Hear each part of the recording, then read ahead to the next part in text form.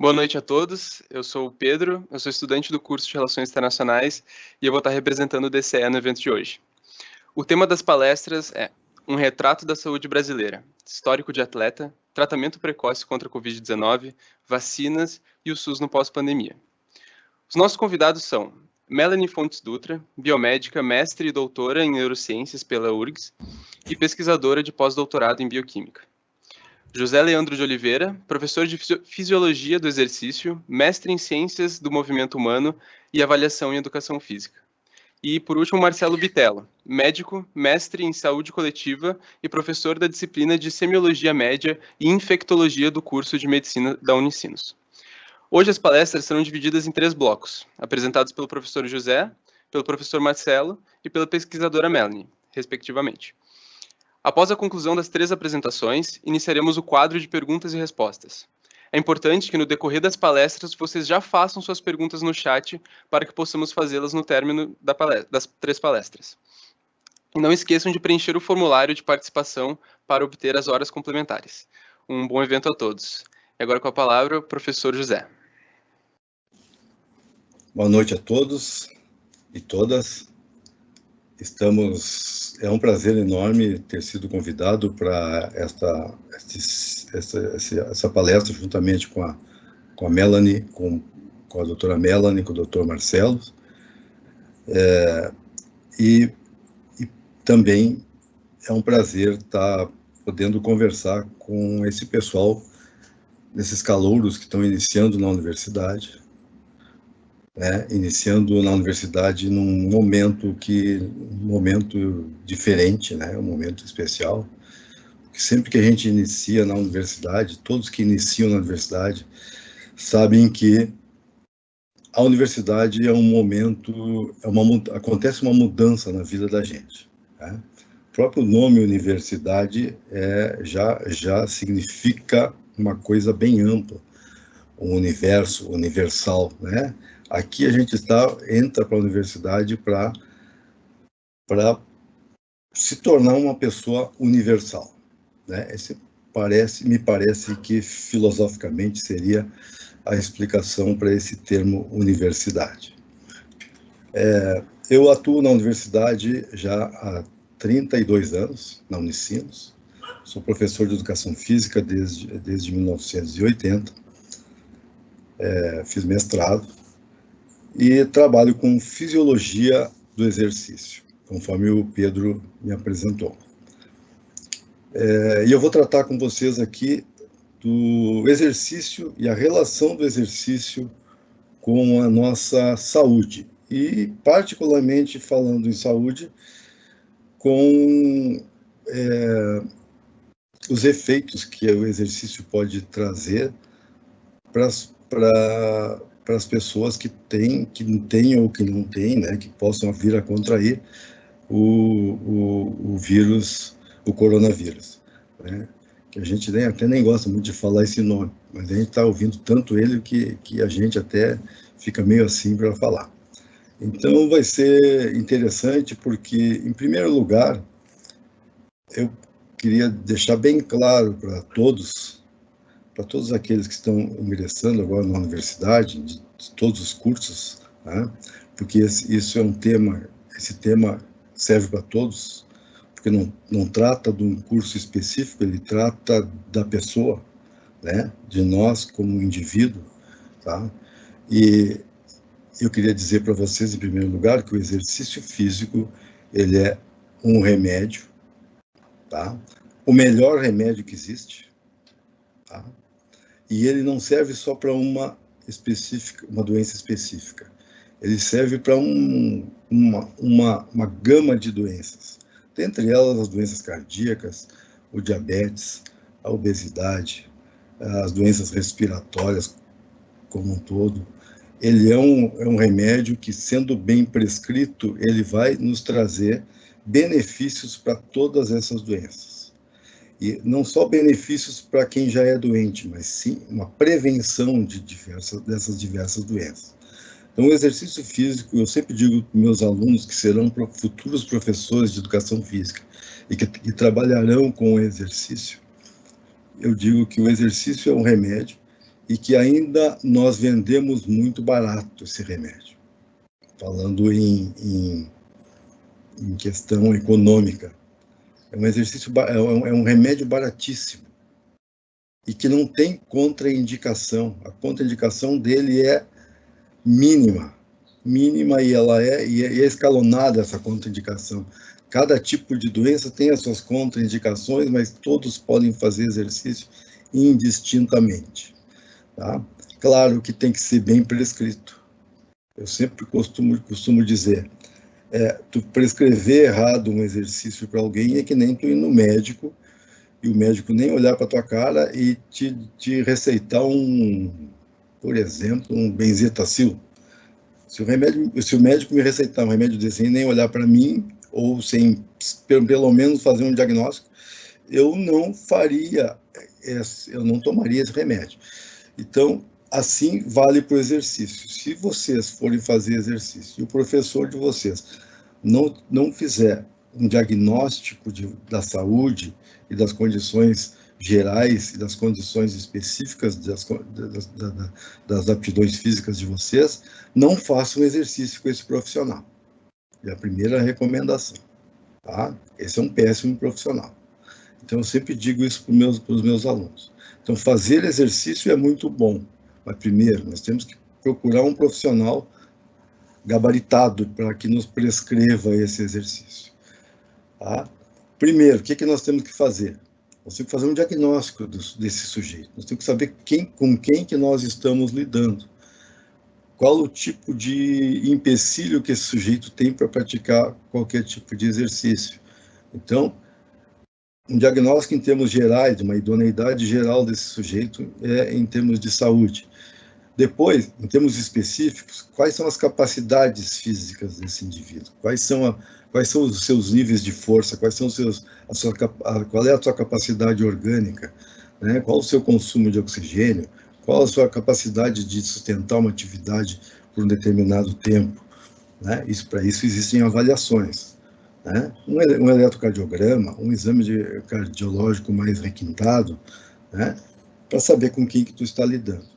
Depois, prescrever exercício para eles. Então, para isso, assim, eu queria estou iniciando a minha fala aqui em termos gerais, para falar de exercício físico. O exercício é um remédio maravilhoso, mas bem prescrito, como qualquer remédio, né? Sabemos que tomar aspirina pode matar um sujeito, né? Se tomar uma dose errada. Então, é a mesma coisa o exercício. Bom, então, o indivíduo, para se manter saudável fazendo exercício, não é só o exercício também que vai ser o grande herói dessa sua aquisição de saúde. Tem que vir tem outros itens. Tu tem que estar bem nutrido, tem que fazer uma boa nutrição, uma boa alimentação, né? Tu tem que ter hábitos de vida saudáveis, horas de sono e tudo mais. Para o exercício, para o teu treinamento fazer efeito. Né? A gente sabe que, falando agora especificamente para o Covid-19, né, existiu aquela dúvida lá no início, né, de que o atleta ou a pessoa que faz exercício está imune ao vírus.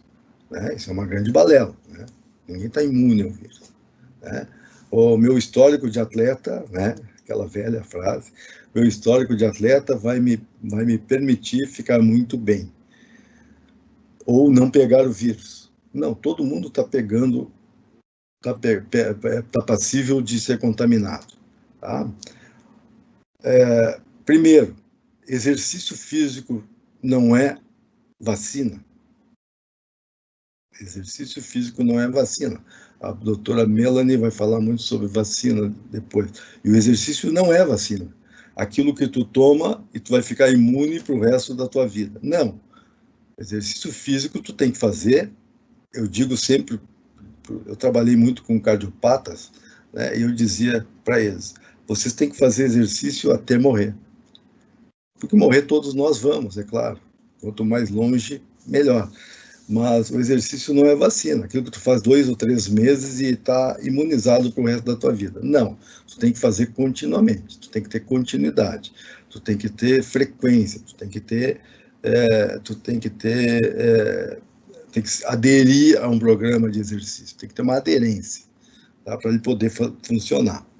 Quanto à imunidade, eu andei vendo vários artigos sobre a imunidade e o exercício, e todos eles me trazem que o exercício melhora a imunidade. Tá? Não vamos falar aqui especificamente sobre isso, quem pode falar mais são os médicos aqui, né? Ele melhora em alguns aspectos a imunidade. Mas todos os artigos que eu vi, eles me mostraram que o exercício físico que melhora a imunidade é o exercício moderado. O que é um exercício moderado? É um exercício que tu trabalha a mais ou menos 60% da tua capacidade, de 60% a 70% da tua capacidade máxima. Como é que eu verifico essa minha porcentagem de capacidade máxima? Eu verifico fazendo uma avaliação no sujeito. Por exemplo, na avaliação eu verifico o consumo de oxigênio do sujeito. O que é isso? É a capacidade que esse sujeito tem de consumir oxigênio. Então, eu tenho lá que o cara tem uma capacidade de consumir, em termos máximos, 50 mililitros de oxigênio por minuto. 60% de 50, eu faço esse sujeito trabalhar 60% desses 50, com a capacidade, calculando, né, matematicamente, uma regrinha de 3 bem simples. E aí eu vou dar esforço moderado para o sujeito a 60% da sua capacidade máxima.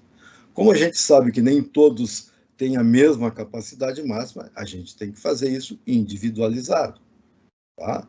O VO2 máximo de um indivíduo extremamente sedentário é muito menor do que o VO2 máximo de um indivíduo ativo, e que é muito menor do que o VO2 máximo de um maratonista. Então, a gente tem que tratar os sujeitos que a gente vai atender de forma individualizada. Então, aí, a validade daquela avaliação específica das capacidades físicas desse sujeito. Tá? Então, o exercício moderado, segundo os artigos que eu procurei, que eu encontrei, ele vai atuar na imunidade do sujeito. Os exercícios intensos não atuam tanto porque eles vão... O próprio exercício, a prescrição do exercício, retira o sujeito da homeostase. Né? E essa retirada do sujeito da homeostase, que é o estado de equilíbrio do sujeito, vai provocar um desequilíbrio. Tá? Então, qualquer exercício que tu faça provoca desequilíbrio. E um exercício feito próximo ao máximo, ele vai provocar um desequilíbrio muito grande, que o tempo de recuperação e que esse desequilíbrio também vai afetar lá o sistema imunológico e que vai deixar o indivíduo mais frágil. Então, não se prescreve exercício extenuante, exercício próximo ao máximo para um sujeito, quando se compara com a imunidade. Quando se trata de imunidade, não se trabalha com esse indivíduo com exercícios intensos. Mas existem modalidades de exercícios que se praticam em algumas academias que são exercícios intensos. Tudo bem, tá? Para outros motivos se pode prescrever exercícios mais intensos. Para atletas, se prescreve exercícios mais intensos, né? Um esquema de treinamento. Eu, por exemplo, trabalhei 30 anos com futebol, né, na área de fisiologia. A gente prescreve exercícios muito intensos para os atletas de futebol, senão eles não vão ter um desempenho adequado, óbvio. Bom, mas isso vai diminuir o sistema imunológico do atleta? Provavelmente sim, em um momento. Ele vai parar, vai entrar em repouso depois, e esse reequilíbrio homeostático vai acontecer logo depois. Mas naquele momento que ele termina, que ele pratica aquele momento, aquela fase aguda do exercício, diminui o seu sistema imunológico, e depois ele vai recuperar esse sistema imunológico. Então, o atleta, até por isso, ele está, às vezes, dependendo do momento, ele está mais propenso a se contaminar. Tá? Bom, mas aí os atletas não poderiam treinar e nem participar dos seus eventos esportivos, porque eles estarão mais propensos à contaminação. Bom, quando começou a pandemia em março do ano passado, a gente nada sabia sobre a pandemia, sobre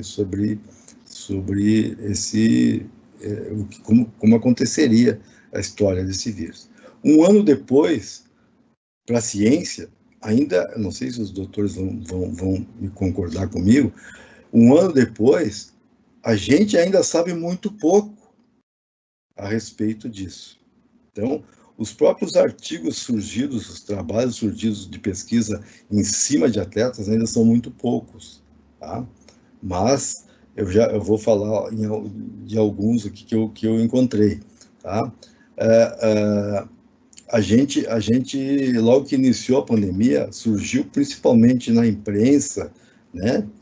E muitos ditos especialistas que gostam de um microfone a falar coisas que não sabiam, tá? E o pobre do leigo, do senso comum, acreditando nas coisas que aquele dito especialista falava. Então, isso foi uma coisa negativa desse ano todo, porque pouco se sabe ainda sobre isso. Tá? Pouco se sabe. Porque ciência não se faz de um dia para o outro, não se faz de um mês para o outro, e nem de um ano para o outro, muitas vezes. Então, pouco se sabe. Aquilo que se sabe são de pandemias e de epidemias pregressas e de outros vírus que se sabe e tal. E claro que se progrediu até muito nesse um ano com a produção de vacinas até agora e alguns tratamentos e tal. Mas pouco se sabe. Muita bobagem se falou nesse meio. Tá? Eu, por exemplo, não assisto mais noticiário nenhum, porque eu vejo cada especialista dando, né, pitaco que chega a ficar ruborizado. Mas muito pouco se sabe. Eu revisei alguns artigos, um que foi feito pela Liga Futebolística do Catar, onde eles fizeram desde o início da pandemia um levantamento com os atletas e primeiro, eles colocaram os atletas em quarentena, 14 dias, e fizeram testes, né, para ver se tinha alguns contaminados. E foram fazendo testes a cada 2 dias, como eles jogavam de quarta e domingo, eles foram analisando, fazendo teste nos atletas de quarta e domingo, e os contaminados, eles procuravam fazer o histórico da onde ele se contaminava. Tá? E o engraçado, né, pelo achado dos pesquisadores, é que é o seguinte: alguns estavam contaminados no início, né, já foram separados, tá? Outros que se contaminaram no meio do caminho, eles não encontraram ninguém que tenha se contaminado num jogo ou num treino. Tá? O que nos deixa até meio assim, né? Pô, um jogo é jogo de contato. Se tem um contaminado e entra em contato com o outro, é complicado, pode contaminar. Aí eles calcularam o tempo que o atleta, isso eu estou falando de futebol, tá, gente? Outros esportes eu não encontrei artigo.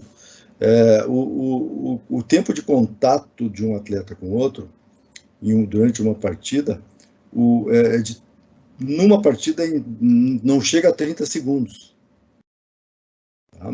Então, o contato próximo de um atleta com o outro não chega a 30 segundos. Então, eles não encontraram nenhum contágio de um atleta com o outro num jogo ou num treino, porque todos os contaminados, eles buscavam o histórico para ver de onde eles se contaminavam. Tá? Então, tem algumas particularidades. Um se contaminou com um outro colega porque pegava carona e o colega se contaminou com a família. Então, muito poucos contaminados. E na Bundesliga também, da Alemanha, também fizeram um trabalho, também com os mesmos resultados semelhantes, e também encontraram muito poucos atletas contaminados, e inclusive das comissões técnicas, que eles também avaliaram, tá? Então, o esporte, o futebol, por exemplo, que como ele é praticado na rua, ao ar livre, provavelmente tenha sido a causa desse baixo contágio entre eles, ou até da inexistência de contágio entre eles em jogos e treinos. Bom, podemos discutir porque de repente a gente encontra algumas variáveis que não foram analisadas. Como essas coisas são muito recentes, né, até pode surgir discussões. Mas na Liga Alemã e do Catar, que eu encontrei esses artigos, foi muito baixo. Hospitalização de atletas, nenhum atleta hospitalizado, nenhum jogador de futebol hospitalizado. Tá? Então, quer dizer, ninguém teve um problema maior. O que pode acontecer, mas é numa porcentagem baixíssima, que é em torno de, não chega a 1%, tá? De atletas que, posteriormente ao contágio, né, depois de melhorar, que foi feita uma avaliação cardiológica, apresentaram indícios de endocardite ou pericardite, tá? Que isso também é um problema que pode acontecer com todo mundo, inclusive nas pessoas comuns, é uma frequência muito maior de problemas cardíacos, né, de endocardite e pericardite, até em atletas é uma das grandes causas, por outros motivos, né, a endocardite é uma das grandes causas de morte súbita em atleta, tá? Mas encontrou-se desses pós-contaminados aí uma porcentagem pequena de endocardite, tá? Mas então, o que eu queria deixar bem claro, assim, nesse momento, o exercício não é vacina, tá? O atleta não está imune. Só que a vantagem que o atleta tem, pelas pesquisas que eu encontrei, é que eles se contaminaram também. Aqui no Brasil eu não obtive resultados, porque aqui no Brasil, olha, eu trabalhei 30 e poucos anos com futebol. Aqui no Brasil, para tu conseguir dados dessas equipes de futebol brasileira, tá? É uma coisa muito complicada. Isso é uma coisa muito velada, tá? Os clubes velam muito, e se eles pudessem não dizer que o atleta tal tinha se contaminado, eles não diriam. A imprensa é que descobre por outros meios, senão eles não contariam para ninguém. E ainda mais colaborar com uma pesquisa dessa. Eu não encontrei ainda, se alguém encontrou, pode falar, tá? Então, muitos se contaminaram no Brasil, tá? Mas eu também não tenho história de ninguém que tenha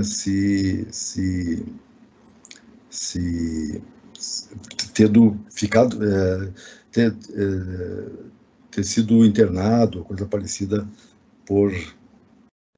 durante a virose, tá? Então, o atleta ele pode ter uma proteção maior, sim, tá? Agora, o meu passado de atleta não me permite que eu esteja imune, de jeito nenhum, porque o exercício não é vacina. O fato de eu, por exemplo,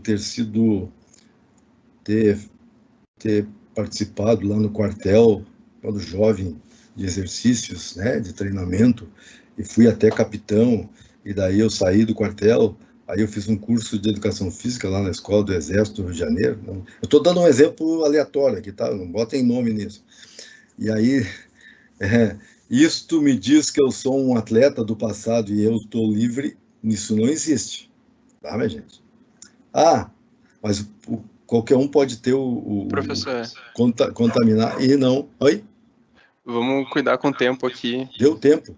Já deu. Então eu vou encerrar, tá, minha gente? Eu disse para vocês que eu falava pouco, mas acabei falando demais. Então, isso aí é só para encerrar, né? Então, isso não existe, tá? Esse negócio do passado de atleta, porque exercício não é vacina, tá? Então, eu finalizo aí agradecendo a oportunidade de poder falar com vocês e com essa calorada aí, e que eles todos sejam bem-vindos e que aproveitem a universidade, porque a universidade não existe nada, época melhor na vida da gente do que a época da universidade. Eu entrei em 76, me formei em 80 e estou até hoje na universidade como professor. Muito obrigado, então. Obrigado, professor. Um prazer. Vou passar a palavra agora para o professor Marcelo Bitella. Olá. Olá, boa noite a todos. Obrigado pelo convite do DCE. Bem-vindo, calorada aí a Unicinos, tá? Uma grande universidade aí. Vocês têm muito a aprender aqui na universidade. Sabe as palavras aí do professor José? O passado de atleta, não é, como ele falou, não é significado de vacina, não é significado que não vai ter nada se no passado tu era um excelente atleta, né? Nós tem visto, né, pessoas que praticam esportes de alto rendimento que adoeceram gravemente em relação ao Covid também, né? Que a atividade física é essencial, é importante, mas não é a única garantia que tu não vai contrair o coronavírus e que não vai desenvolver um caso grave, né? Fazer só uma breve explanação sobre o Covid, né?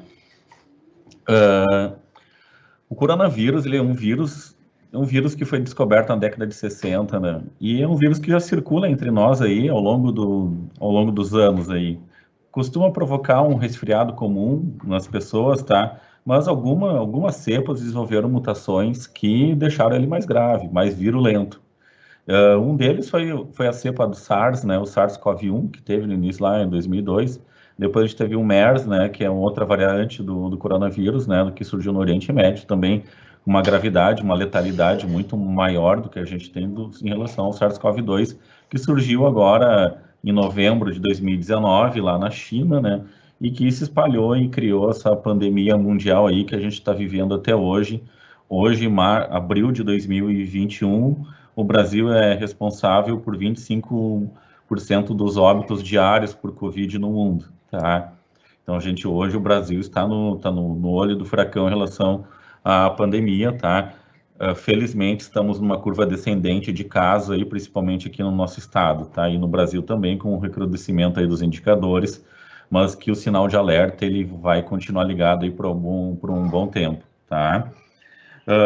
O coronavírus, né, ele tem sintomas variados. O paciente tem desde o quadro do paciente assintomático até o paciente com quadro mais grave, que evolui para insuficiência respiratória e necessita de internação em UTI, né? Porque a doença, né, ela é em fases, né? Ao se infectar, a pessoa ela vai ter uma fase de viremia, uma fase de replicação, em que o vírus se multiplica. Após o paciente, o infectado, ele vai entrar numa fase inflamatória, depois dessa fase de replicação. E os sintomas não serão de acordo com a fase, se o paciente vai chegar na fase inflamatória ou não, e o quanto que ele vai ter de doença inflamatória para ter sintomas também, tá? Até saiu um estudo, foi no início do ano passado, até foi publicado na China, que é um estudo que é usado de referência para muitas discussões, inclusive, tá? Que 85% das pessoas que se infectam pelo coronavírus vão ter uma doença leve. 85% não necessitarão de internação hospitalar. 15% vão ter uma doença de moderada a grave, que sim, vão precisar de internação hospitalar. Em cerca de 8% vão necessitar de internação em UTI, 5% vai necessitar de ventilação mecânica, usar aquela máquina para respirar, tá? A mortalidade geral do Covid é em torno de 2%, é o que tem visto no mundo, tá? As localidades também têm gerado nisso entre 2% e 3% de mortalidade por coronavírus. E aí, a questão, o que a gente vai fazer para combater o coronavírus, que é o que a gente está desde março, com o professor José, a gente tem muitas dúvidas ainda sobre o Covid, né? Por exemplo, a gente não tem um tratamento específico, um antiviral específico para tratamento do coronavírus, assim como a gente tem antirretrovirais para o tratamento do HIV, né, que impedem a entrada do vírus do HIV na célula do indivíduo, tá? Nós não temos um antiviral específico para o coronavírus desenvolvido até o momento, tá? E nessa fase inicial aí da doença, sim, o paciente vai dar um tratamento sintomático, um tratamento de suporte. Nesse momento, a gente entra na questão da polêmica sobre tratamento precoce. O que seria o tratamento precoce? Tu iniciar um tratamento precocemente para evitar que a pessoa desenvolva doença mais grave. Que nesse tratamento precoce, hoje, é utilizado um rol de medicamentos que não foram desenvolvidos para o tratamento específico do coronavírus, mas que são alguns medicamentos que eles têm ação in vitro, no tubo de ensaio eles agem, eles inibem a replicação do coronavírus. Um deles é a hidroxicloroquina, a ivermectina, a nitazoxanida, o famoso Anita, tá? Eles têm uma ação antiviral in vitro, eles agem in vitro lá, reduzindo a replicação, a multiplicação do vírus. Tanto é, a própria hidroxicloroquina, ela foi cogitada para usar no surto de Zika vírus que nós tivemos em 2014 aqui no Brasil, né? 2014, entre 2014 e 2016, nós tivemos o surto de Zika vírus que causou aqueles casos de microcefalia, principalmente no Nordeste, tá? Inclusive, foi cogitado a hidroxicloroquina porque ela tinha uma ação antiviral in vitro. Mas a questão é que a gente não tem nenhum estudo, nenhum trabalho que mostrou a atividade in vivo da ação antiviral desses medicamentos, né? O que nós temos hoje são alguns ensaios clínicos randomizados, e como a gente está no meio acadêmico, a gente tem que falar que ensaio clínico randomizado, ele tem um problema do viés de publicação, tá? Tu vai publicar estudos com resultados positivos, né? Vai ter uma tendência. Meta-análise, confundi meta-análise, é utilizado muitos artigos que justificam o uso dessas drogas, são meta-análises que são influenciadas pelos viés de publicação, que tem uma tendência maior a publicar artigos, estudos e trabalhos com desfechos positivos. O problema é que esses estudos com desfechos positivos, que foram alguns ensaios clínicos randomizados, são ensaios clínicos randomizados que tiveram um N pequeno, tiveram uma metodologia mais pobre, assim, para te poder inferir. Aí tu junta um monte de artigo de ensaio clínico randomizado pequeno e faz uma meta-análise que vai levar uma evidência 1A, 2A, assim, se a droga é benéfica ou não para tratar o coronavírus. Como eu falei no início, 85% das pessoas não necessitarão de internação hospitalar. Então, não interessa o que tu faça, se tu vai dar chá de boldo, vai dar o chá da vovó, é como uma síndrome viral, como uma gripe, como uma mononucleose, vai ser um tratamento sintomático de suporte, o paciente ele não vai necessitar de internação hospitalar, tá? Então, eu sou, pelas minhas palavras, deu para perceber que eu não sou a favor de tratamento precoce, e sim de tratar o paciente de acordo com os sintomas que ele tem, já que a gente não tem um antiviral, a gente tem as sociedades médicas, hoje a Sociedade Brasileira de Infectologia, a Associação Brasileira de Medicina, todas contra o uso dessas drogas no tratamento do Covid. Tem os próprios laboratórios que fabricam essas drogas, esses medicamentos, dizem que ele não deve ser utilizado para o tratamento do Covid. A gente tem as agências americanas, as agências europeias também que contraindicam o uso dessas drogas para o tratamento do Covid, tá? E não tem tratamento profilático também, não tem tratamento para evitar, para contrair Covid, tá? Então, eu sempre falo assim que eu trabalho em todas as linhas de tratamento do Covid, né? Eu trabalho nos bastidores, como controle de infecção, definindo medidas de bloqueio dentro das instituições para evitar disseminação, fluxo de atendimento de pacientes, né? Eu atendo pacientes em emergência e atendo pacientes internados em enfermaria. Eu só não trabalho dentro de UTI, mas o resto da atuação no Covid eu atuo. Então, eu diariamente eu vejo inúmeros pacientes se internando, usando N tratamentos alternativos para o Covid, sendo que o desfecho continua sendo sempre o mesmo, assim. O paciente ele vai precisar internar, alguns vão vir a óbito, a gente está tendo uma mortalidade entre 2% e 3% aqui no nosso estado, tá? Então, como eu falei, o tratamento não vai mudar desfecho, tá? O que vai mudar desfecho hoje do paciente, hoje com Covid, em relação a evitar a mortalidade dele, a gente sabe que 2% vão morrer, não interessa o que tu faça, vai ser morrer. Como é que eu vou evitar aumentar esses 2%? Fazendo esse paciente ele ter acesso ao serviço de saúde, tá? O paciente ele ficar em casa mal, hipoxêmico, com a saturação baixa e procurar atendimento assim vai ser muito pior para ele, tá? Ah, mas não tem leito. Tem leito, o SUS ele é para todos, tá? Então, tem leito sim, os pacientes têm que procurar atendimento, os serviços de saúde estão organizados, a gente tem uma rede, tá? Chegamos num ponto de saturação, agora em março, sim, chegamos num ponto de saturação. Mas até o momento a gente não viu nenhuma cena, como nós vimos lá em Nova York, por exemplo, no ano passado, pacientes morrendo na calçada dos hospitais, tá? Isso a gente não teve no Brasil, a gente não teve caminhão carregando corpos, tirando de hospital corpos no necrotério porque não estava dando conta, tá? Tivemos cenas de cemitérios lotados, valas coletivas, tivemos, tá? Mas gente morrendo na calçada nós não tivemos, tá? O que muda o desfecho hoje, sim, é o acesso do paciente ao serviço de saúde e tendo o tratamento adequado de acordo para a disfunção orgânica que o paciente esteja tendo, tá? E com certeza, leito de UTI, ventilação mecânica vai ser essencial para o tratamento e para salvar esse paciente.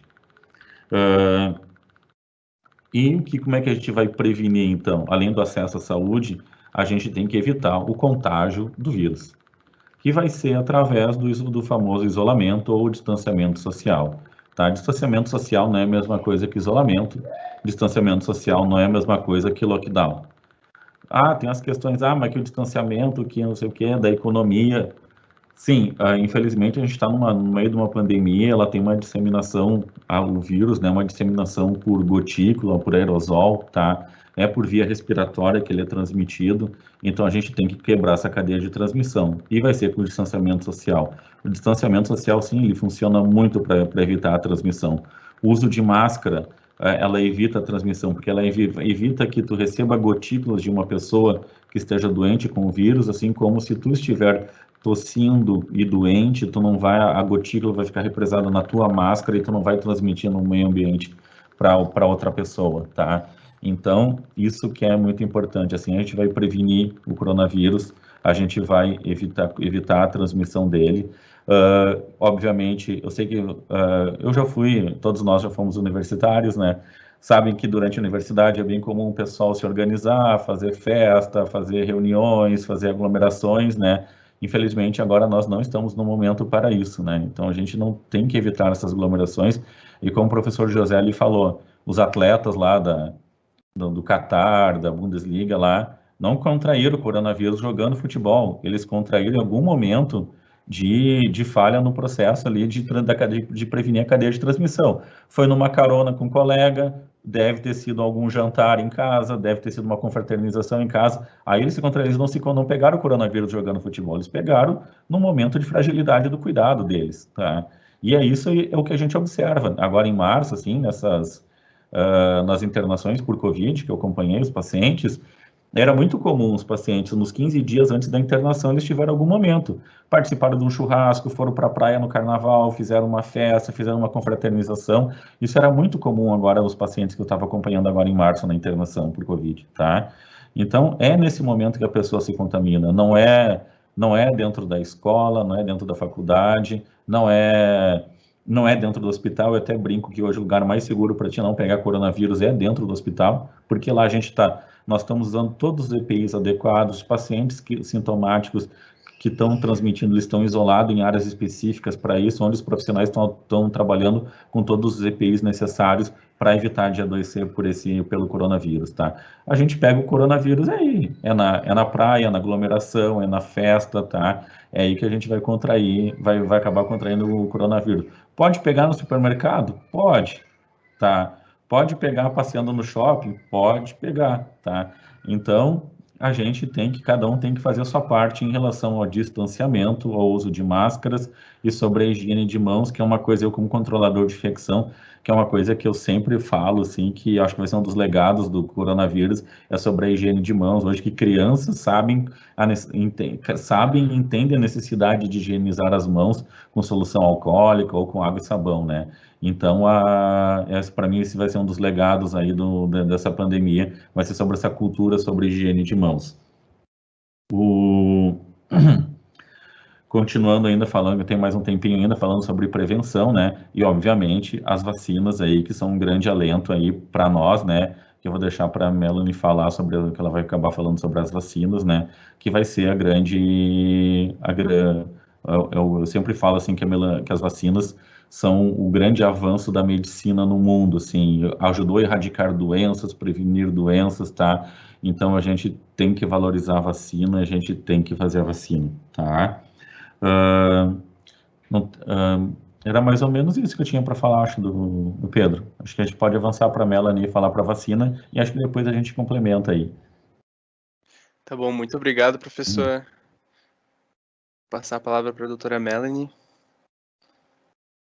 Pessoal, vocês estão vendo aqui minha apresentação? Sim. Legal. Então, o que eu quero complementar a fala dos colegas, que está muito interessante, eu acho que é extremamente relevante nesse momento deixar muito claro que numa pandemia, quando nós estamos lidando com um número muito elevado na transmissão, uma exposição bastante intensa, a gente não tem mais grupos de risco, né? A gente pode ter alguns fatores que podem levar a um agravamento, mas a questão é, numa crise como a que nós estamos hoje, nós todos estamos em risco e temos que encarar assim e não ter falsas seguranças porque não pertencemos a um outro grupo que tem uma comorbidade. Quando nós estamos numa situação grave como essa, todos nós estamos em risco. E o que foi falado agora recentemente sobre a questão dos aspectos do vírus, isso é algo fundamental. Foi imprescindível a gente ter esse conhecimento do vírus até para formular possíveis vacinas candidatas para neutralizá-lo, para nos gerar uma proteção contra ele. No entanto, nesse caminho, muitas coisas foram acontecendo e uma delas foram as variantes, né? No momento onde as vacinas já estavam aprovadas em alguns lugares, chegando aqui no Brasil, a gente começou a ouvir falar sobre essas variantes, as primeiras não nos preocuparam tanto, teve aquela da Dinamarca, dos bisons, onde a gente ficou um pouco mais assabiado, mas foi controlado. Ninguém acabou tendo uma preocupação muito grande, exceto os pesquisadores que estavam envolvidos diretamente nisso, em relação às variantes. Mas foi quando surgiu a variante ali no Reino Unido, na África do Sul e a P1 aqui no Brasil, que a gente viu que nós estávamos enfrentando um problema muito preocupante e que pode colocar as vacinas também em xeque nessa história.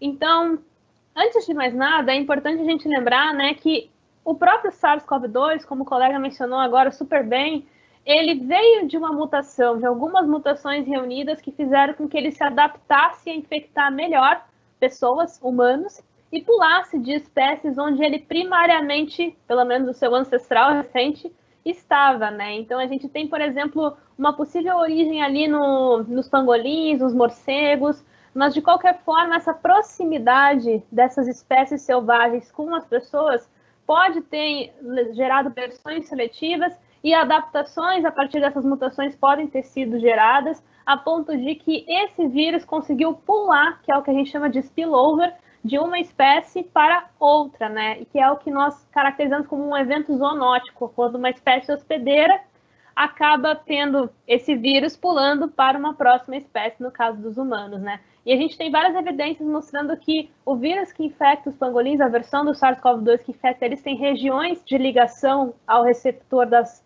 células alvo muito parecidas com o SARS-CoV-2 que está infectando os humanos, né? Então, isso é muito importante. Cada vez que ele infecta novos hospedeiros, essas mutações são acumuladas, possíveis variantes surgem, e essas adaptações podem ser chaves para a gente entender por que uma pandemia se torna uma pandemia e por que o vírus ele acaba sofrendo esse processo natural e a gente tem que fazer um monitoramento muito grande para poder acompanhá-lo. Então, aqui a gente pode ver alguns dados da pandemia hoje. O Brasil ele é um epicentro da pandemia hoje. A gente vê aqui nas taxas de novos óbitos confirmados que o Brasil, seguido de alguns outros locais, concentra os maiores óbitos, o maior número de óbitos da pandemia, né? Além disso, nós também temos uma grande concentração de novos casos de Covid-19 e quando a gente observa os números de novas mortes de Covid diários, o Brasil realmente se destaca dos demais.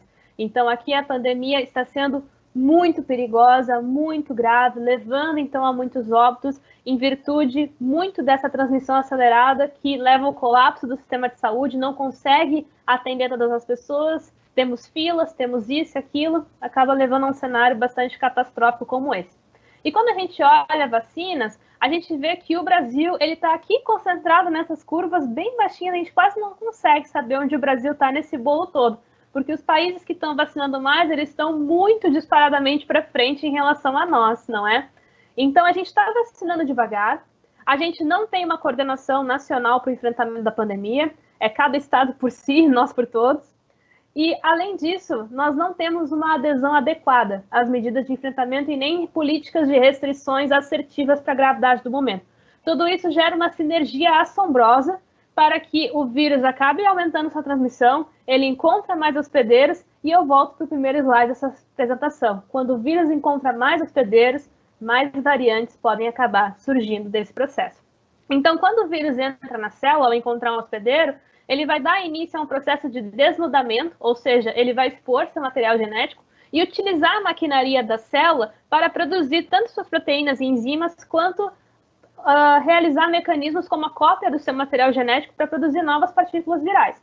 Então, aqui a gente tem, por exemplo, a produção da RNA polimerase dependente de RNA, que é o nome da enzima que copia e cola o material genético do vírus. E aqui a gente tem ela trabalhando, ela está pegando a fita do material genético do vírus e fazendo uma fita nova como cópia. Essa RNA polimerase dependente de RNA, ela tem uma taxa de acerto bem grande. E quando ela erra, ela também tem uma taxa de correção. Mas alguns erros podem passar adiante, como a gente está vendo aqui. E esses erros, a maior parte deles não leva a nada. A gente nem percebe, que é o que eu vou chamar de mutações. Só que algumas dessas mutações podem levar a alguma coisa. Quando elas levam a alguma coisa, pode ser bom ou ruim para o vírus. Tem algumas mutações que fazem com que o vírus fique mais visível para o sistema imunológico. É ruim para o vírus.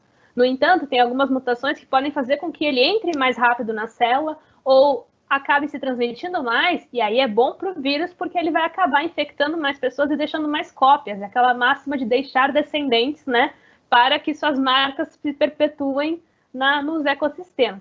Então, aqui é um exemplo de mutação em que a proteína spike, que é importante para ele entrar na célula, de verde foi para rosinha. Então, eu estou sinalizando que ela mudou significativamente.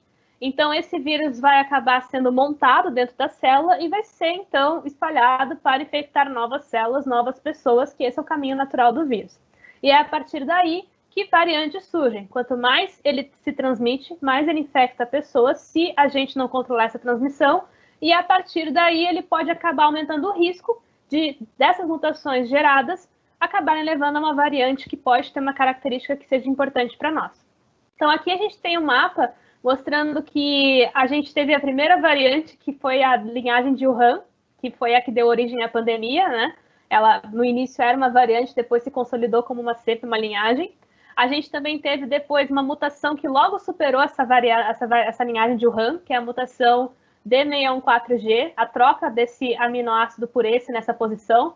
Essa mutação, ela rapidamente dominou o mundo, ela subjugou a variante de Wuhan, porque essa mutação aqui levava a um aumento da transmissão do vírus, e competitivamente ele acabou vencendo a variante de Wuhan e ficou mais predominante. Depois nós tivemos o surgimento do Cluster 5 aqui na Dinamarca, que foi aquela dos visons, que teve toda aquela polêmica que os fazendeiros desses locais que tinham visons precisariam eutanasiá-los para tentar conter essa variante, então teve toda essa polêmica. Na sequência veio a variante do Reino Unido, juntamente da África do Sul, a B117 no Reino Unido e a B1351 na África do Sul. E também tivemos aqui as variantes do Brasil, né, P1 e P2, sendo a P1 a variante de maior preocupação e maior predominância. Essas variantes, elas apresentam uma série de mutações importantes. As que mais interessam para a gente são aquelas que acontecem na spike. Mas agora a gente está começando a se interessar por mutações fora da spike.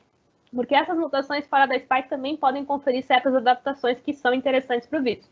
Mas dentro das variantes que eu citei, aqui a gente tem algumas mutações que podem acabar aumentando, levando a um possível aumento na transmissão, como a N501Y, ou um aumento do escape imunológico. Ou seja, o vírus começa a ficar mais esperto em driblar nossas defesas, nossos anticorpos, como a mutação E484K, entre outras. Então, aqui tem um pequeno histórico dessas mutações e das variantes que eu vou passar um pouco rápido, mas aqui é a história da D614G, né, que surgiu em janeiro, no início de fevereiro de 2020, que foi quando deu uma boa acelerada aí na pandemia, porque justamente essa mutação conferiria um aumento na infectividade e transmissão, e ela logo se tornou dominante de circulação global. O Cluster 5 é justamente aquela dos visons, como eu comentei. Ela surgiu em agosto a setembro de 2020, né, quando esse Instituto da Dinamarca reportou essa variante que estava presente nesses animais. Tinha algumas mutações importantes que preocupou o pessoal, porque poderia levar a um escape da resposta imunológica, né? E assim, eles controlaram essa infecção, infelizmente levando à morte desses animaizinhos infectados, mas por esse controle, lá por setembro de 2020, não parece que essa variante se espalhou amplamente graças a essas ações. Mas, né, lá por dezembro, a gente conheceu a B117, né, que é uma variante que rapidamente se transmitiu muito rápido ali no Reino Unido.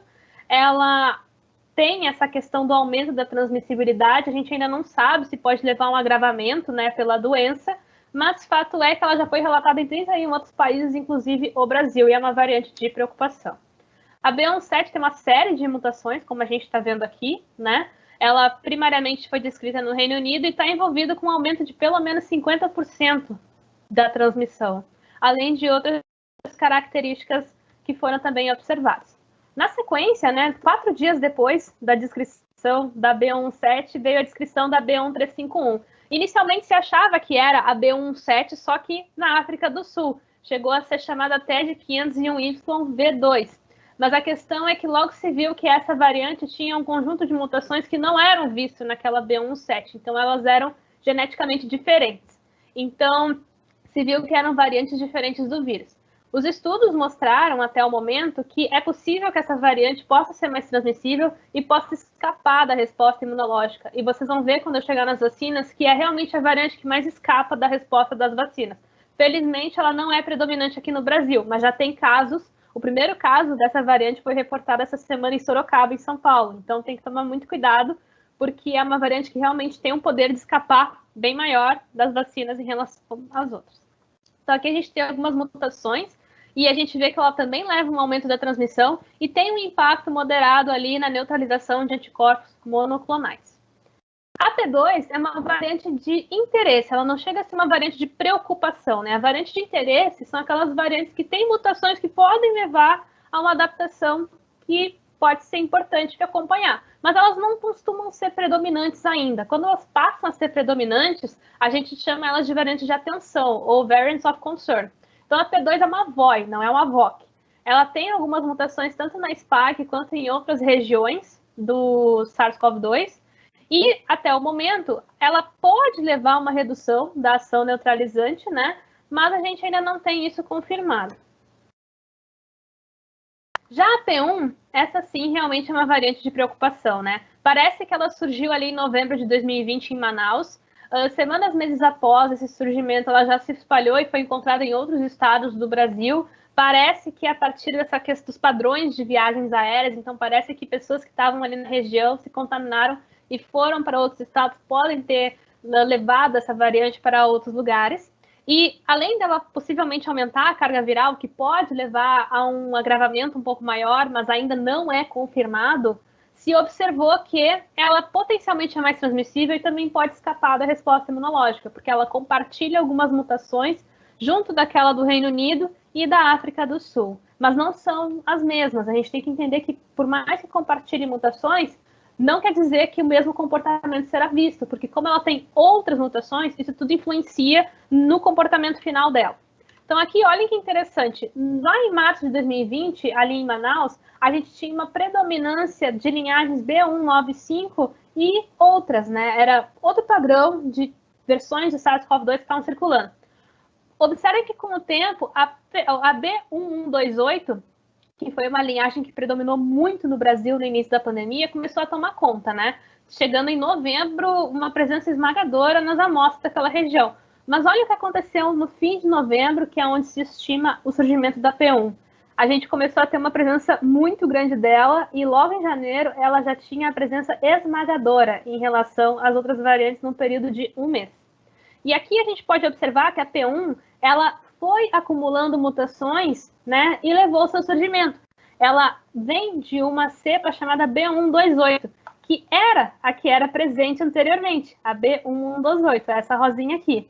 Então, a B128, ela foi adaptando, né, à medida que foi contaminando mais pessoas, encontrando mais hospedeiros, acumulando essas mutações, e levou, então, ao surgimento da P1, que acabou se concentrando realmente ali no final de novembro, né, levando a esse acúmulo e predominância de novos casos.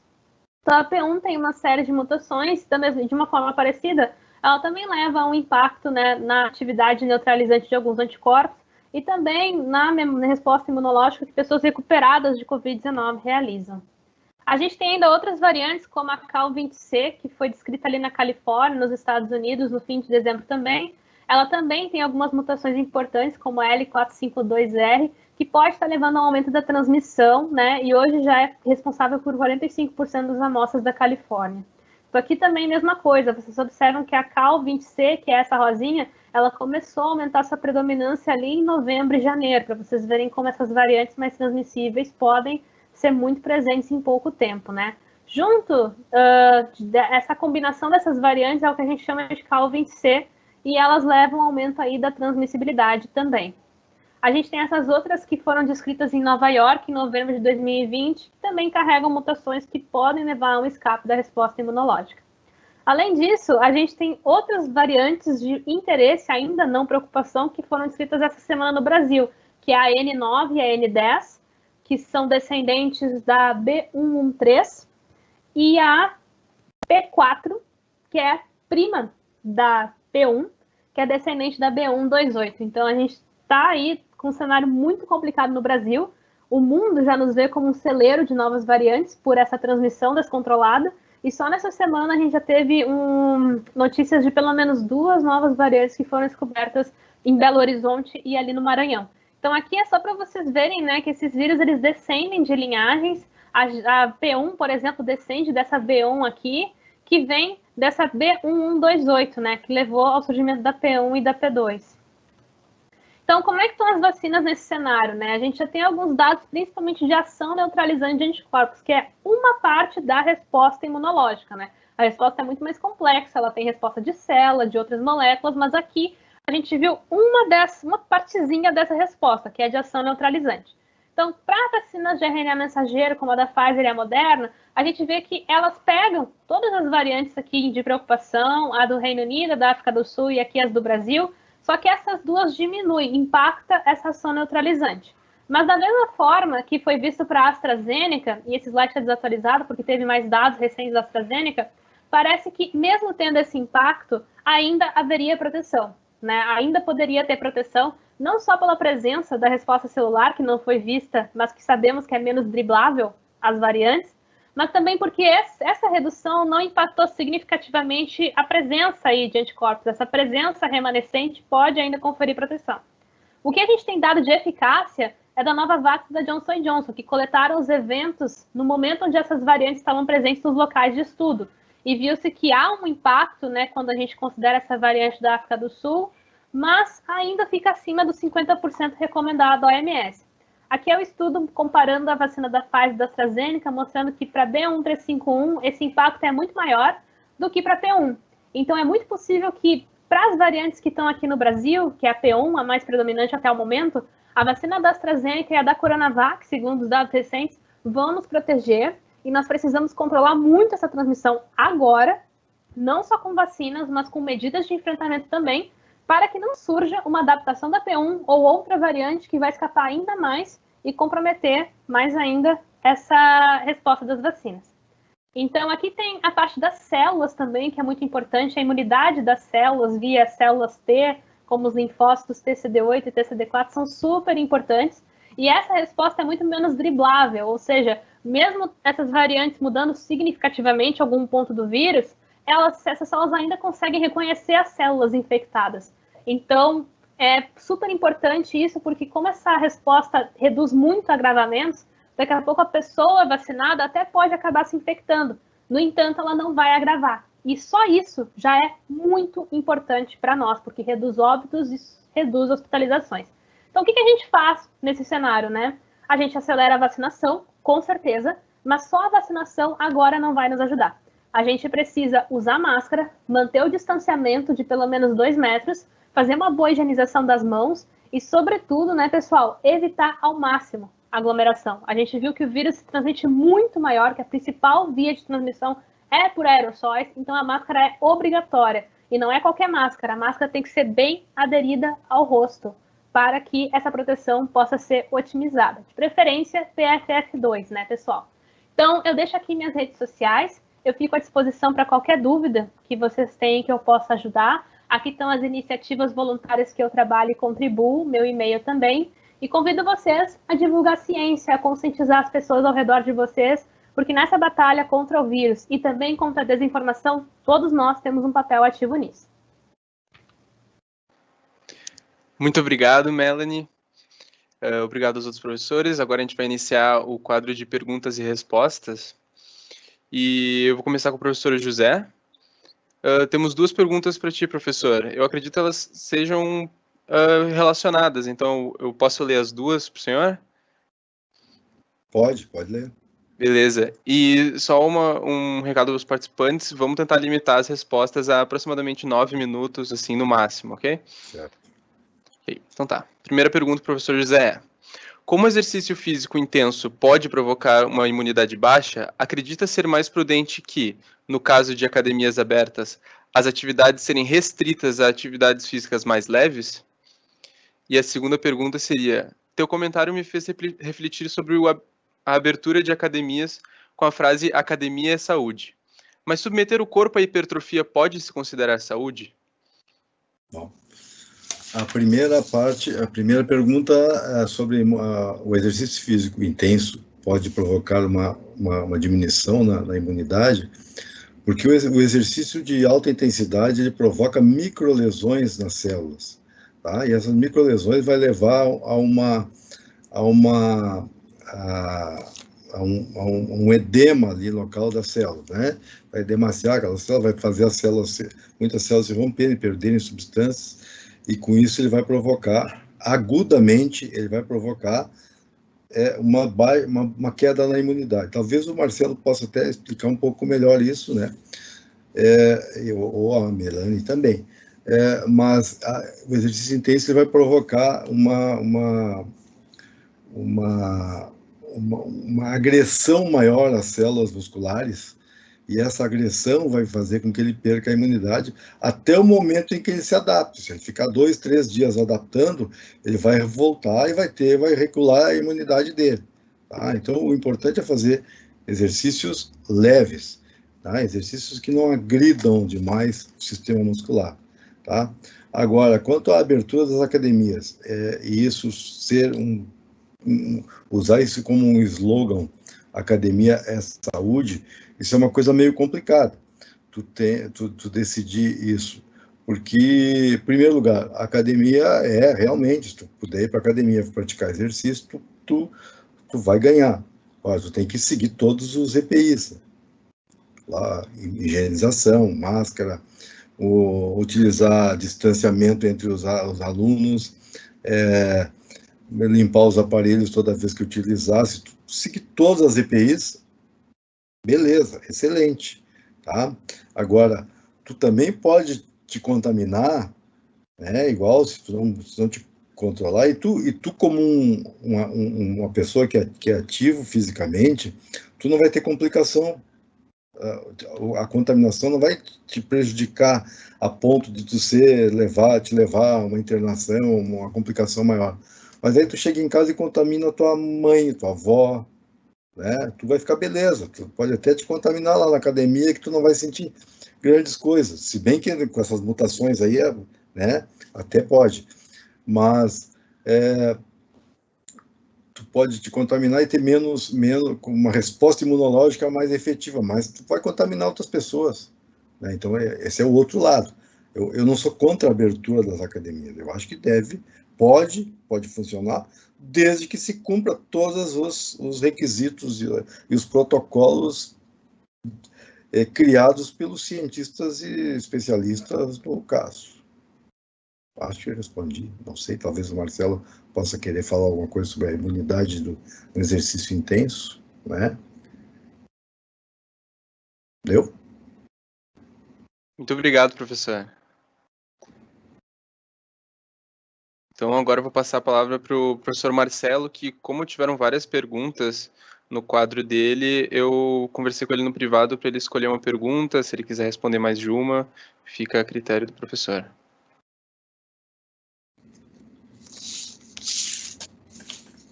Vamos lá, então, complementando. Pedro, eu vou vendo aqui as perguntas e vou respondendo assim dentro do mesmo contexto, tá? Sobre ali, professor José, sobre a questão do exercício extenuante, né? Depende de que é o exercício intenso, né? Eu, por exemplo, eu sou sedentário, né? A gente está numa live de saúde e o professor falando que é sedentário, né? Subir uma escada, para mim, é um exercício intenso, tá?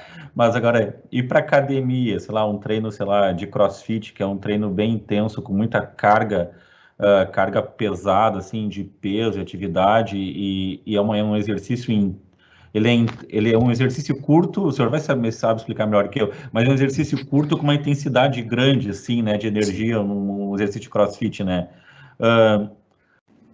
Uma coisa assim, atividade física é saúde, né? E tem que ser saudável e tem que ser prazerosa para a pessoa, né? E a gente está num momento aí de restrições de atividades, distanciamento, né? A pessoa precisa ter um exercício intenso para ela ficar, se sentir saudável. Ela pode fazer um exercício, como o senhor falou antes, um exercício moderado, ele é suficiente, ele já provoca um benefício para a saúde da pessoa, né? Acho que fica uma reflexão aí para o público aí, né, sobre isso, sobre o que seria o intenso, né? E acho que depois o senhor complementa sobre isso. Mas eu vejo dessa forma, assim, que pode baixar a imunidade, olha, até pode, dependendo, assim, como eu falei, se for um exercício intenso, aquele, assim, bem extenuante, né? Pode trazer algum prejuízo, mas eu não levo tanto para esse lado, mas assim, qual que é a real necessidade de um exercício desse num momento epidemiológico como esse que nós passamos em março agora de 2021, tá? Então ali, seguindo as perguntas ali, alguém que perguntou sobre o tratamento precoce ali, sobre ser ineficaz e não tendo e que não realmente assim, na opinião pessoal minha, né, ele não tem benefício em relação ao COVID, como eu falei, né, sobre tratamento, sobre redução de sintomas, tá? Ou em relação ao tratamento precoce, com aquele monte de medicamentos, tá? Tem muita gente que usa o argumento tratamento precoce, já que ele não faz mal, porque mal faz eu prescrevê-lo para o paciente. Tipo, é a chance que eu estou dando para ele, vai que funcione, né? Já que não faz mal. Sim, a questão hoje é que a gente está ocorrendo muita automedicação, as pessoas estão usando as drogas, os medicamentos em doses inadequadas por conta própria, tá? Claro, tem prescrições inadequadas com doses além do necessário também dos medicamentos, tá? Mas são medicamentos antigos que são muito utilizados para outras doenças, tá? A própria ivermectina para tratar a filariose, a gente usa uma dose muito mais alta, assim, tá? Então, o que a gente tem muito problema hoje relacionado a hepatite medicamentosa causada por está relacionado muito hoje à dosagem e automedicação, claro, um pouco também relacionado à prescrição inadequada, tá? E não tem, a questão não é, a gente não tem como relacionar que as pessoas adoeceram porque fizeram tratamento precoce. Eu vou saber se ela adoeceu de uma hepatite medicamentosa por ter feito o medicamento numa dose inadequada, tá? Mas não que isso vai interferir no desfecho do COVID, tá? Hoje, abril de 2021, a gente não tem como inferir isso, tá? Máscara, tá? A Melanie já deu a dica da máscara, tá? A questão da máscara de pano. A máscara de pano, ela não é EPI, ela não é equipamento de proteção individual. Quem trabalha com saúde de trabalhador, CIPA, SESMIT, sabe do que eu estou falando, tá? Ela não é um EPI, tá? A máscara de pano. Então, um trabalhador da saúde, ele não pode utilizar máscara de pano, porque ela não é. A máscara de pano é uma barreira física que tu vai utilizar na tua face, tu tem que ficar trocando ela periodicamente, ideal que fosse a cada 2 horas, tá? Tem que chegar em casa, botar para lavar, tu não vai usar a mesma máscara de pano durante um dia inteiro, tá? Então, isso sobre a eficácia, depende do que está fazendo, tá? A N95, a PFF2, tá? Ela vai te proteger contra aerosol, tá? Tu não vai inalar aerosol, enquanto a máscara cirúrgica ela vai te proteger só contra a gotícula. Se todos no ambiente estiverem utilizando máscara cirúrgica, não vai ter problema, porque a gotícula de todos vai ficar retida na máscara e ela não vai aerolizar no ambiente, não vai formar aerosol, tá? Falando sobre a KN95, que é uma máscara que tem no mercado aí, que ela é até que confortável, ela não tem poder de filtração de uma N95, uma PFF2, ela é meio equivalente a uma máscara cirúrgica, tá? Se vocês lerem o manual dela, ela não tem poder de filtração de aerosol, tá? Quanto a eficácia, mas a regra aqui de ter mais uma camada de proteção, tá? Adaptar a máscara de tecido, tá? Acaba sendo, eu não vou dizer gambiarra, que a palavra é muito forte, tá? Mas se for usar uma máscara de pano, troca ela com frequência e bota ela para lavar, tá? Não fica reutilizando ela e troca com frequência durante o dia, assim, 2 horas a máscara de pano. Se ela tiver molhada, troca na hora. Se ela tiver suja, troca na hora, tá? E também não adianta tu ter uma N95, usar uma N95 a semana inteira, a mesma máscara, ela fica saturada, ela fica contaminada, o exterior dela fica contaminado pela gotícula de outras pessoas, tá? E até pelo toque da mão tu pode acabar contaminando ela. Então mesmo uma N95, uma PFF2, ela tem que ser utilizada corretamente, tá? Aqui pergunta polêmica aqui, ó, a escola, se é seguro, tá? A escola, seguindo, tem protocolos hoje do Ministério da Saúde, da Secretaria Estadual da Saúde e Educação sobre prevenção do Covid dentro da escola. Eu concordo, se dentro da escola é seguro, tá? Seguindo os protocolos, os controles, o distanciamento, o uso de máscara, não tem problema. A escola ela vai ser um ambiente seguro. Educação é um tema para uma outra live, eu acredito aí, para o DCE, tá? Porque fico pensando assim, o que vai ser o prejuízo para a educação, essa geração de 2020 e 2021 que está longe das escolas, tá? Vamos falar de ensino público. Para quantas crianças, tá? A escola é um lugar seguro para elas estarem durante o dia, crianças em vulnerabilidade social, e hoje estão soltas no seu bairro, na sua casa, na sua cidade, tá? Para muitas crianças, a escola é a única alimentação decente que elas têm durante o dia, e elas não estão tendo isso, tá?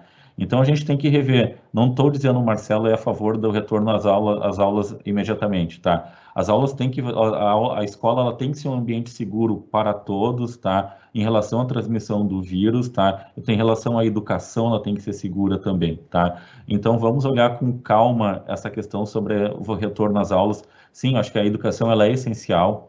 As crianças, principalmente crianças, elas vão ter prejuízos no futuro, essa questão da ausência de aulas presenciais, tá? E não vou falar nem sobre essa questão da questão social e questões de vulnerabilidade, tá? Então, a escola, sendo bem seguro, professor, mas aqui não me ensino, você vai voltar a aula presencial, eu vou vir de Transurb eu vou pegar o ônibus lá na Zona Sul de Porto Alegre, vou chegar na Estação Mercado, vou pegar o Transurb lotado, e aí eu não posso me contaminar no caminho? Pode. Dentro de um Transurb, um vagão lotado, vai ter um risco de transmissão elevado ali para contrair o coronavírus. Mas eu estou falando, dentro do ambiente escolar vai ser um ambiente seguro. E a Unicinos lá tem protocolos de segurança hoje para te entrar no campus. Eu tive que buscar um certificado no campus da Unicinos, o mês passado ali foi todo um rigor para eu conseguir entrar dentro da Unicinos, tá? Então a Unicinos está sendo bem rigorosa em relação a isso. Em relação ao Unicinos, vocês podem ficar despreocupados que os protocolos de segurança estão sendo todos atendidos, tá? Lockdown, tema polêmico também, é a medida mais restritiva do isolamento, do distanciamento social, tá? Não funciona em qualquer lugar. A gente teve experiências na Europa, tá? O Brasil é um país complicado de funcionar medidas restritivas desse tipo, tá? O lockdown teria que ser uma medida organizada, planejada numa região, em alguns municípios, não tem como fazer lockdown no município sozinho, tá? Tem prejuízos para a economia, para tudo, tá? É uma forma, sim, de esfriar a pandemia, de esfriar o número de casos, tá? Mas que pode acabar empurrando o problema para frente. Dá tempo, sim, do serviço de saúde se organizar, esfriando o número de casos, tá? Mas é uma medida polêmica, uma coisa feita por decreto estadual, federal, municipal, tá? Mas ela é polêmica, se ela é efetiva desde que bem aplicado, bem feito, e que após o término do lockdown, as medidas de distanciamento continuem sendo respeitadas, tá? E agora, acho que era isso, agora vai para... Tá, que a pessoa só complementou ali a fala sobre alguém, a Melanie ali respondeu, tá? Mas eu acho que é isso, pessoal, sobre as perguntas aí. Lockdown é muito polêmico, efetividade depende, tá? E depende muito, como desde o início, desde março do ano passado, a gente depende muito das pessoas, a gente depende muito da população aderir às medidas de distanciamento e pensar no coletivo e não no individual. Era isso, acho que pode passar para a Melanie as perguntas, Pedro. Eu só queria complementar aqui 30 segundos, talvez. Não, é que falando do exercício intenso, né? O exercício intenso, ele reduz a capacidade microbicida das células, né? E ele vai fazer pelo menos momentos de imunossupressão das células do indivíduo, tá? Então, num determinado momento, até a homeostase dele retornar ao seu equilíbrio, ele vai ter um momento de imunossupressão, e é um momento que ele está vulnerável, tá? Então, aquilo que tu disse, para a saúde eu não preciso de exercício intenso, tá? Só exercício moderado já tá bom, se meu negócio é saúde. Tá bom? É isso aí. Obrigado, professor. Claro.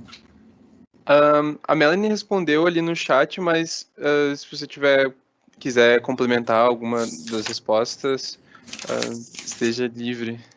Passo a palavra para ti. Eu acho que em relação ao lockdown, é muito relevante falar que para um lockdown ter sucesso, ele precisa de adesão. Não adianta fazer lockdown e a população não aderir ao lockdown. Então, ele precisa ser bem fiscalizado, ele não pode acontecer num fim de semana e nem em uma semana, ele tem um tempo que é importante que ele aconteça para que a gente veja resultados sólidos nas curvas de transmissão, de contágio, de novos casos.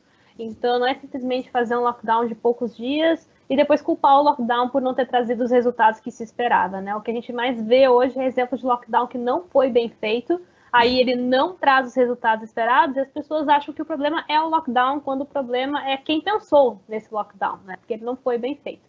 Então, não adianta eu fazer lockdown se não der estrutura para a população aderi-lo. Então, é de suma importância nesse momento de pandemia, com ou sem lockdown, que existam ações sociais para garantir que as pessoas possam se proteger. Então, o auxílio emergencial é uma estratégia de saúde pública nesse momento, é uma alternativa econômica muito relevante, mas que é em prol da saúde pública, para que as pessoas possam ter essa renda para poder garantir essa subsistência. Então, é uma das coisas que tem que ser garantida, né?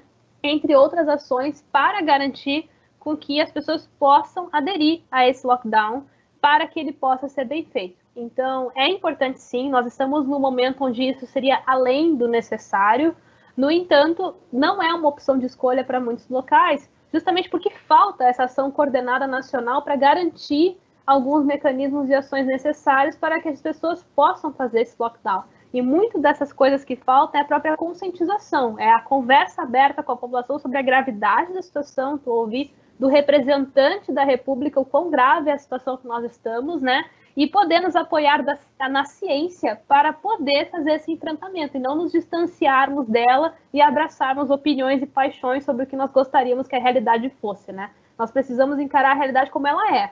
E quem dá essa visão é a ciência, nada mais. Então, a gente precisa de políticas baseadas em evidência, né? E precisamos aplicar essas políticas de uma forma adequada para colher bons resultados sobre ela. Sobre a questão da variante sul-africana, que foi detectada recentemente no Brasil, em Sorocaba, até o momento ela não é predominante, mas quando a gente detecta algo, é porque esse algo já está bastante presente, né?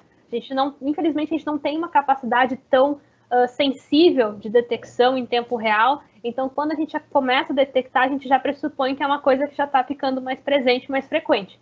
A questão é, a P1 com certeza é muito mais predominante, né? Até mesmo ali naquela região, onde, se eu não me engano, mais de 80% das amostras são de P1. Mas a questão é, como é uma variante que tem um escape maior da resposta imunológica, como é uma variante que também pode ser mais transmissível, se ela acabar competindo com a P1 e acabar se sobressaindo, ela pode se tornar predominante. E aí é um problema para nós. Então, a gente já está vendo a P1 se adaptando, reunindo umas novas mutações, gerando algumas variações dela. Isso é um problema, né? Porque essas adaptações podem acabar favorecendo essa variante, então a gente tem que controlar a transmissão. Então, quando a gente detectou aí essa variante B1351, é mais um motivo para controlar a transmissão, para que ela simplesmente não se crie, para que ela não se torne predominante dentro do cenário brasileiro. Então, hoje até mesmo alguém perguntou, mas então tem que torcer para que a P1 ganhe dela. Não, a gente não torce para o vírus. Bom, a gente não torce para nenhum vírus, nenhuma variante. O que a gente tem que fazer é controlar a transmissão da P1, da B1351, do SARS-CoV-2 no geral. É isso que nós temos que fazer neste momento.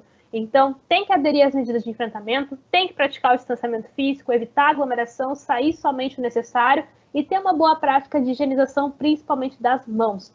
É isso que nós precisamos neste momento, para que nem B1351, nem outra variante nos cause mais problemas do que nós já temos. Então tá, muito obrigado, Melanie. Como não temos mais perguntas, eu acho que eu vou encaminhar para o encerramento. Então, nós do DCE Unicinos agradecemos imensamente a participação dos nossos convidados de hoje. Foram debates muito importantes, principalmente na situação que nós estamos vivendo no momento, com mais de 4.000 mortes por dia. E agradecemos também à equipe de eventos da Unicinos pelo apoio que nos ajuda a proporcionar esse tipo de evento, e a todos aqui presentes. Então, é isso. Uma boa noite, pessoal. Se cuidem e, se puderem evitar, fiquem em casa. Se puderem, fiquem em casa. Boa noite. Boa noite. Boa noite a todos.